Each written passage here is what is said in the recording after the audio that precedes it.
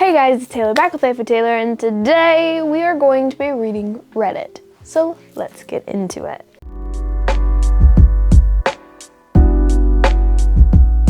Alright, I moved you back some. You good?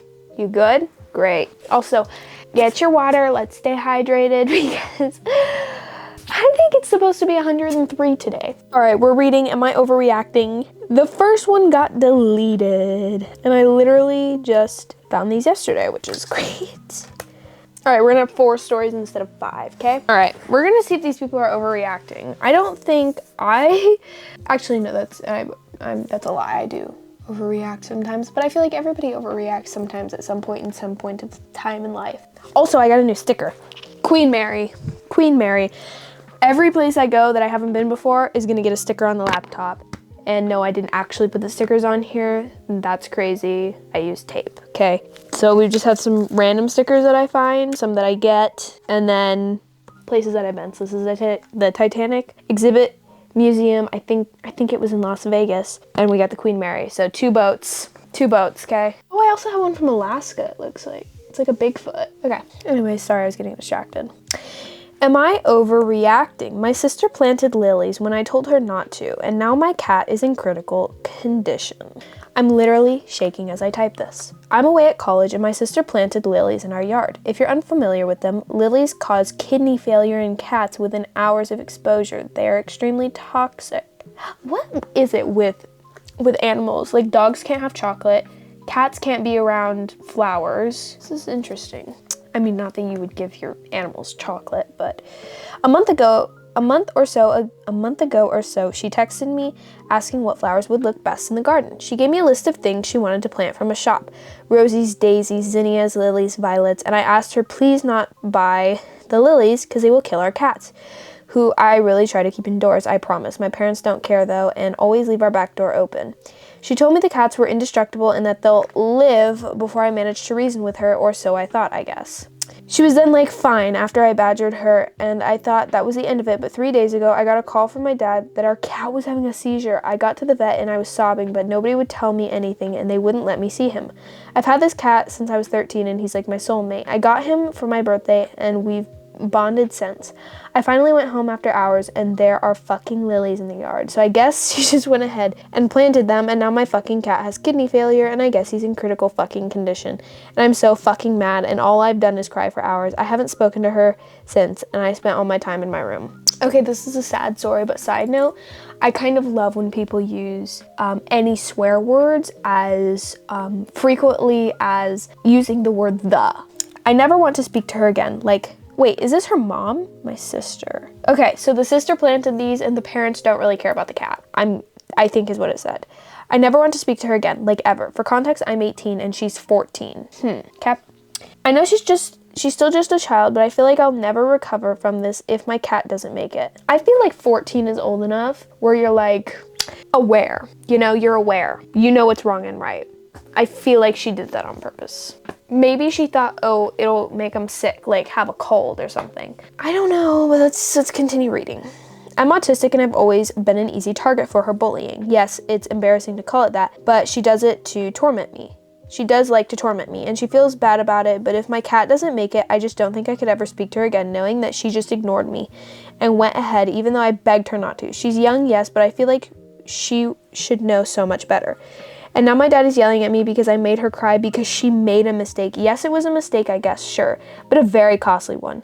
I don't know what to do. I can't wait until I can move away and never come back ever again. Interesting. So she's at college. What? Can you not have like animals at college? I would assume not. This is a difficult situation. I don't feel like it was a mistake. I feel like she purposefully did that because you literally said, do not buy the lilies because they will kill our cats. Maybe she thought you were exaggerating. Roses, daisies, zinnias, violets. One of the 5 options she chose was the one that could harm the cats. I feel like she knew what she was doing, but let's read the edit. Hey guys, I literally said in the post that A, my parents are the one letting my cats outside no matter how many times I've tried to keep them inside, and B, I'm 50 miles away from home at college. I don't have a sensor built into my skull that lets me know whenever my dad is opening the door for the cat again. Trust me, I interned at a wildlife rehab and I know how much havoc cats have on the environment, and I really try my best to prevent it, but I can't control the fact that my family members are careless. Yeah, people are agreeing. Made a mistake implies she wasn't told the consequences of her actions prior to doing it anyway. 14 is old enough to weigh said actions and can understand why this will give our cat kidney failure. Is a big no planting the lilies. There's so many cat-safe options for planted flowers that there's really no excuse for this. Your sister is old enough to know better, and your dad needs to lay off you. You tried to warn her and told her no lilies and why no lilies, and she chose to plant them anyway. This is entirely her fault. If she didn't believe you, she could have literally Googled, are lilies toxic to cats, to confirm what you told her, but she didn't. I wouldn't blame you if this causes you not to speak to her again, honestly. She sounds like a careless brat. Go outside and remove the lilies and throw them in the outside trash right now. Damn what your parents say about this, and is also on them for letting the cats outside so they can buy different flowers for your sister to plant or not. I mean, not only the sister, the parents are letting the cats outside, even though OP literally told them not to, and the parents are definitely old enough to know that it's dangerous for cats. And they could do better to be more aware of what plants are dangerous for cats. I mean, if I'm planting anything at my parents' house, they definitely have a say in it. I'd be surprised if the parents didn't know what the plants the sister was planting. I totally agree with you though. Yeah. People are saying she's old enough. Yeah, I completely agree. 14, like I feel like 12 is like the cutoff where you're like, okay, maybe you don't know anything, and then it's like 13, like as a teenager, you know more, you know? And 14 is 4 years away from being a legal adult. So I feel like she did this on purpose. Like, she literally chose the one flower in the 5 that she had picked out that she knew was harmful to the cats, and the parents letting the cats outside still. Oh my Lord, have mercy. I guess there's only one cat anyways. So let's move on to the next one. You are not overreacting. You shouldn't talk to that family ever again. Am I overreacting? BF left me at a grocery store and won't apologize. The amount of times, I've actually only heard this like one other time, but like this is now too many. Why are we leaving people at the grocery store? Okay, so my 36 female, BF 34 male left me at the grocery store today. We were walking through the oil through the store, and I suddenly remembered a specific kind of popsicle I wanted and told him we should go to the ice cream aisle stat. He immediately got annoyed and was like, look around, we're in this aisle right now for a reason. We can't just be going out of your way for ice cream. I told him there's no harm in going one aisle over and coming back for whatever we need next. He goes, look where we are right now. Do you realize why we're here? Yeah, we have things we need to get first, and I won't just waste time by going to get popsicles first and then coming back. Girl, this is a stupid conversation. This is stupid. This is how you solve this conflict. First of all, break up with him because he's overreacting about going to different aisles. Do you know how many times we've like literally gone to the same aisle? Probably 30 times, okay? Throughout a visit, because you just forget things. Here's some things you can do. Leave him there to get what you need in that aisle. You go to the popsicles, grab what you need, come back. You could both go, then come back, but that will most likely piss him off, even though he's already pissed off. Or you leave his ass at the grocery store. Okay. He wasn't saying we couldn't get the ice cream, but that he really didn't like the order I was suggesting in terms of when to get it during the trip. I told him I didn't even realize that there were things in this aisle that we needed. I lightly pushed back against him, saying if it was a big deal for us to walk an extra aisle while at a grocery store. At that point, he said he wasn't going to argue with me and said he was leaving and walking home. We live close by and walked. So he just walked back home? He didn't like get in the car and This is difficult. Okay, let's continue. That really hurt my feelings. When I got home, I told him I wanted an apology, and he got angry and said that I should have realized that him leaving to avoid an argument was him trying to prevent conflict in our relationship. We've been fighting a lot about stupid stuff. He said I didn't see what the relationship needed, and that was for him to leave me at the store alone to avoid a bigger disagreement. Am I overreacting for wanting an apology, or is he right? And if a couple's disagreeing in public, one person should leave to avoid a fight. How about break up? You literally had a fight over ice cream. You literally had a fight about walking to the next aisle. That doesn't seem healthy. I feel like everybody's overreacting. What I don't get is why you couldn't just go to that aisle after you got done in the first one, or you go over and grab it and come back. This does seem like a stupid thing to fight over, and for it to get that bad, I'd be curious about some of the other fights going on. They sound like teenagers, not grown adults. MOR. What does that mean? Oh, probably N, not overreacting. I'm sorry, but you both sound a little nuts. I don't know. Like, I don't think you're overreacting. I think he was overreacting. Like, he literally couldn't walk to the next aisle and then back. Or like, you guys couldn't have finished in the aisle and then, you know, walked to the next aisle. Or you couldn't have gone to grab it, or he could have gone to grab it and then came back. I'm confused. But let's move on to the next one. Anyways. Am I overreacting, or is this really weird behavior? I did skim these text message pictures because I was like, what's happening here? What's the tea? So let's see. Let's read the story first and then we'll go through the pictures. Hi everyone. I don't talk to this girl very often, but we occasionally text. She's 16 female and I'm 18 female. I only know her because I go to school with the guy she's dating and we were friends until things got complicated. He wanted to be friends with benefits with me. I said no. Anyways, yesterday we were talking about how nice the weather was, and I said I was going to Ulta and sent a pic of my makeup. She said she was tanning. Everything seemed normal until today when we had this convo. I'm very confused because she sounds very upset, but I don't understand about what. Am I overreacting for thinking her behavior is odd? Edit. I also want to add in that they have been dating for a year. Over the past year and a half, I have lost a lot of weight. In July, her BF reached out multiple times mentioning my wait list and even emailed me to attempt to be friends again. I told her and she said they talked and it was all worked out. I like the way my makeup looks. I intentionally don't want clean girl makeup. I look in the mirror and have a photo of me and have photos of me. I know how my makeup looks. I sent this post and blocked her. Okay. Little confused, so let's read the text messages. Why you wearing so much makeup though? Your face ain't gonna tan at all though. LMAO. Girl, I don't tan. Cry face emoji. I'm uninterested in raising my risk of skin cancer. But I actually only wear lashes, eyeliner, and some nose contour and highlighter, and then blush and lip liner. I only wear base makeup if I'm breaking out, so that's pretty rare. So you can get skin cancer from your makeup, gang. What did G&G mean? Gang? Gang. Okay. Why don't we text like smarter, I guess? Why don't we use actual words here? You can get skin cancer from basically everything, but it's very different from cooking your skin. Okay, then just be pale. I think depending on the products you use, like I go out of my way to find things that are going on my skin to not have certain ingredients that are linked to certain health issues, you know? Like I use an app, Yuka, not sponsored. Love it, okay? And I scan it and it'll tell me what all the ingredients mean and it'll rank it, you know, however many out of 10. And I'll decide, okay, do I really want the titanium dioxide in this if it's going on my face? Do I really want this endocrine disruptor in this product? Probably not, so I put it back, okay? That's how we can, anyways. I don't know what I was saying.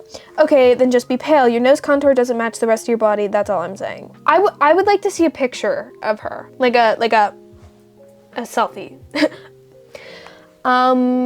Because I feel like she's just the author. Because I feel like this other person is just like trying to grasp at straws, trying to start something. Yes, I would much rather be pale than be likely to get cancer, as UV radiation makes up 90% of skin cancer. It's not a flex. Everyone has to go in the sun once in a while, bro. It's not a flex. I just don't mind being pale.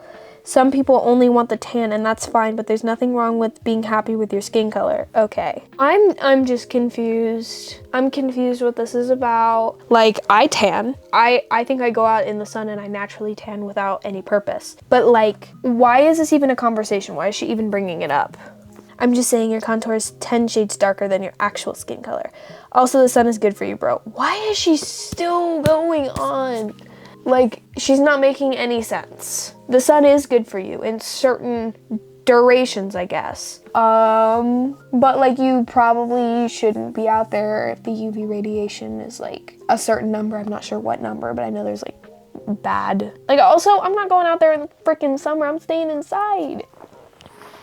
The sun is awesome for you, which is why we have sunscreen, but to get vitamin D, you don't need excess UV, and being outside in the sun is your daily life.